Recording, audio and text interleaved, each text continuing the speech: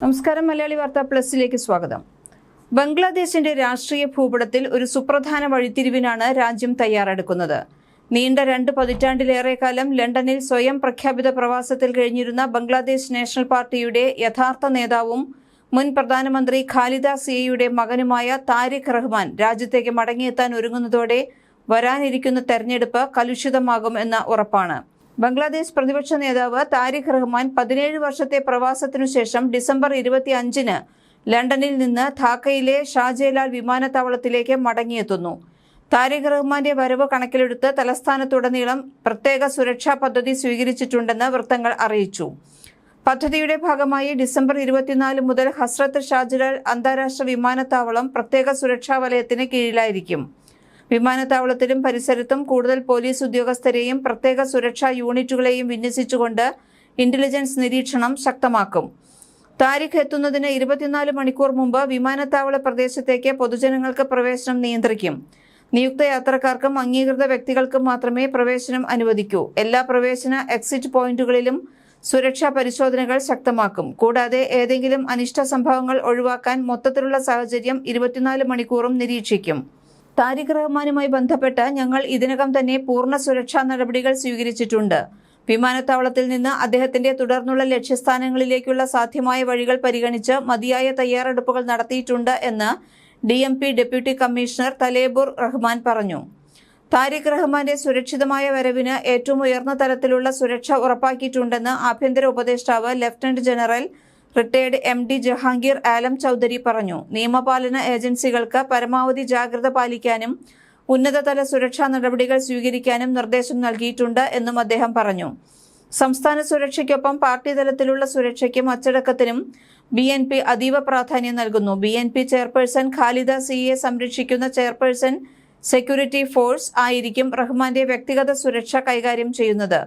അടുത്തിടെ പുനഃസംഘടിപ്പിക്കുകയും വികസിപ്പിക്കുകയും ചെയ്തതാണ് ഇത്. ജാതീയതാബ്ദി ഛത്രതളിലെ മുൻ അംഗങ്ങളെയും നിലവിലെ അംഗങ്ങളെയും CSFൽ ഉൾപ്പെടുത്തി സുരക്ഷയിലും ജനക്കൂട്ടത്തെ നിയന്ത്രിക്കുന്നതിലും അടിസ്ഥാന പരിശീലനം നൽകിയിട്ടുണ്ടെന്ന് പാർട്ടി വൃത്തങ്ങൾ അറിയിച്ചു. കൂടാതെ തലസ്ഥാനത്ത് പ്രതീക്ഷിക്കുന്ന വലിയ സമ്മേളനത്തിനിടയിൽ അച്ചടക്കം പാലിക്കാൻ കുറഞ്ഞത് 10,000 പാർട്ടി വോളണ്ടിയർമാരെയെങ്കിലും സജ്ജരാക്കിയിട്ടുണ്ട്.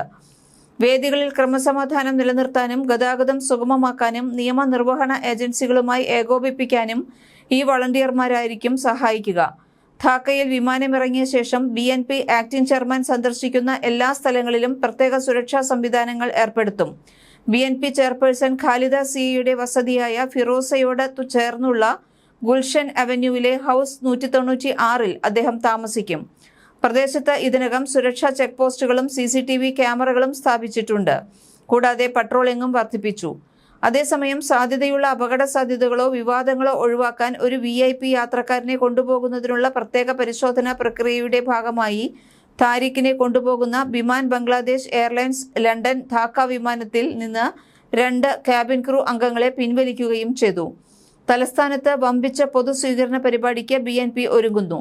രാജ്യത്തുടനീളമുള്ള 5 ദശലക്ഷം നേതാക്കളും പ്രവർത്തകരും പങ്കെടുക്കാൻ പാർട്ടി പദ്ധതിയിടുന്നു. പൂർബചലിലെ 300 അടി പ്രദേശത്ത് ഒരു സ്വീകരണം നടക്കും. രാജ്യവ്യാപകമായി ദശലക്ഷക്കണക്കിന് BNP നേതാക്കളും അനുയായികളും അദ്ദേഹത്തിന്റെ തിരിച്ചുവരവിനായി കാത്തിരിക്കുകയാണ്. പാർട്ടി പ്രവർത്തകരും പൊതുജനങ്ങളും ഇതിനകം ധാക്കയിൽ എത്തിത്തുടങ്ങി.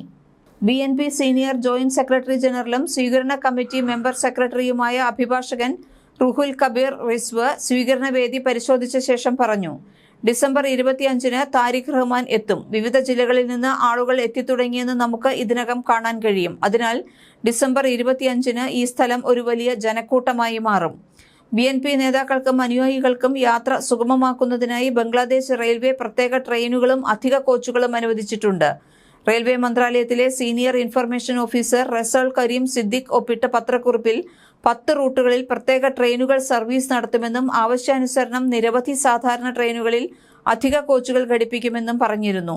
ഇതിന്റെ ഫലമായി ഹ്രസ്വദൂര രാജ്ബാരി കമ്മ്യൂട്ടർ, രാജ്ബാരി പൊറാഡ, ഥലാർച്ചർ എക്സ്പ്രസ്, പ്രബ്ന രാജ്ഷാഹി, റോഹൻപൂർ കമ്മ്യൂട്ടർ റൂട്ടുകളിലെ സർവീസുകൾ ഡിസംബർ 25-ന് ഒരു ദിവസത്തേക്ക് നിർത്തിവെക്കും. യാത്രക്കാർക്കുണ്ടായ താൽക്കാലിക അസൗകര്യങ്ങൾ റെയിൽവേ മന്ത്രാലയം ഖേദം പ്രകടിപ്പിച്ചു. BNPയുടെ ആവശ്യത്തെ അടിസ്ഥാനമാക്കി കോക്സ് ബസാർ, ധാക്ക കോക്സ് ബസാർ, ജമാൽപൂർ, മൈമൻസിംഗ്, ധാക്ക ജമാൽപൂർ, തങ്കയിൽ ധാക്ക, ഭൈരബ് ബസാർ, ജോയ്ക്കാദോ കാൻബസാർ എന്നിവിടങ്ങളിൽ പ്രത്യേക ട്രെയിനുകൾ സർവീസ് നടത്തും. 2007 രാഷ്ട്രീയ മാറ്റത്തെ തുടർന്ന് താരിഖ് റഹ്മാൻ അറസ്റ്റിലായി. 2008 വൈദ്യചികിത്സയ്ക്കായി യുണൈറ്റഡ് കിങ്ഡത്തിലേക്ക് പോയി. അതിനുശേഷം അദ്ദേഹം വളരെ കാലം വിദേശത്തിരുന്ന് പാർട്ടിയെ നയിച്ചു.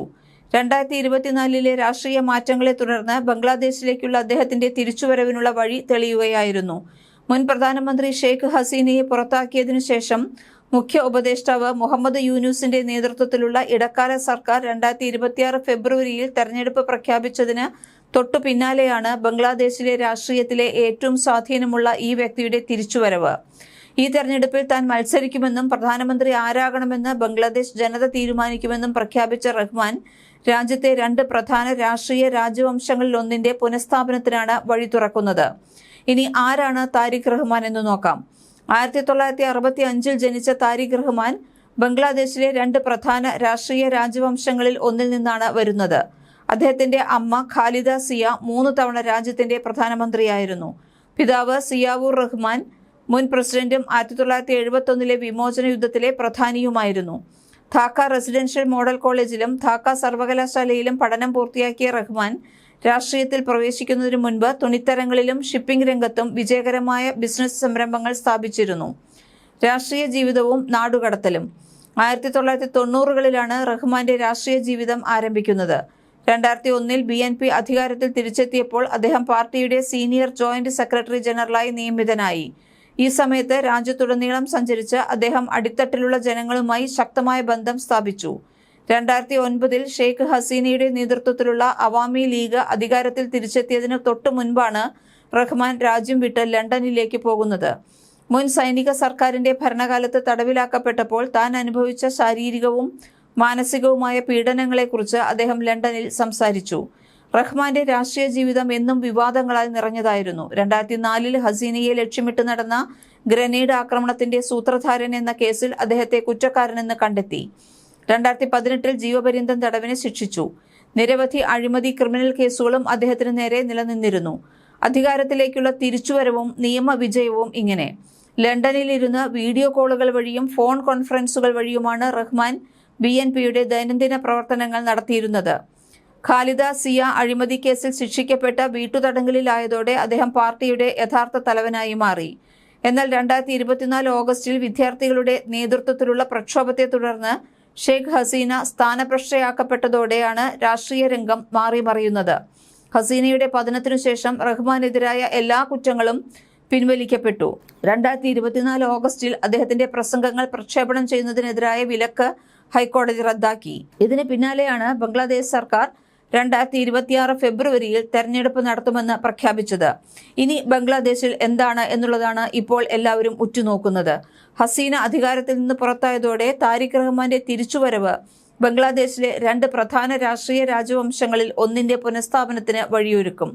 റഹ്മാന്റെ ശക്തമായ സംഘടനാ വൈഭവവും അടിത്തട്ടിലുള്ള ബന്ധങ്ങളും BNPക്ക് തെരഞ്ഞെടുപ്പിൽ നിർണായക ശക്തി നൽകാൻ സാധ്യതയുണ്ട്. എങ്കിലും പുതിയ വെല്ലുവിളികളും നിലവിലുണ്ട്. മുഹമ്മദ് യൂനുസിന്റെ നേതൃത്വത്തിലുള്ള ഇടക്കാല സർക്കാരിന്റെ ജൂലൈ പ്രഖ്യാപനത്തെ BNP പിന്തുണച്ചിട്ടുണ്ട്. ഹസീനയുടെ ഭരണം തകർത്ത വിദ്യാർത്ഥി പ്രക്ഷോഭത്തിൽ ഉൾപ്പെട്ട ചിലർ രൂപീകരിച്ച നാഷണൽ സിറ്റിസൺ പാർട്ടി യൂനുസിന്റെ പിന്തുണയോടെ തെരഞ്ഞെടുപ്പിൽ മത്സരിക്കാൻ ഒരുങ്ങുന്നു. കൂടാതെ രാജ്യത്തെ ഏറ്റവും വലിയ ഇസ്ലാമിക പാർട്ടിയായ ജമാഅത്തെ ഇസ്ലാമിയും ശക്തി പ്രാപിക്കുന്നു.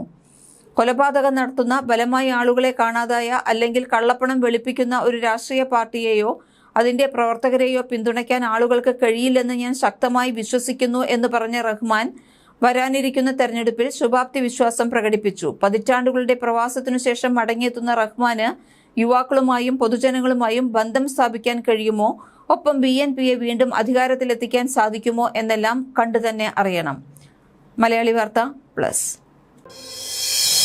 Malayali Warta Plus. Like, share and subscribe.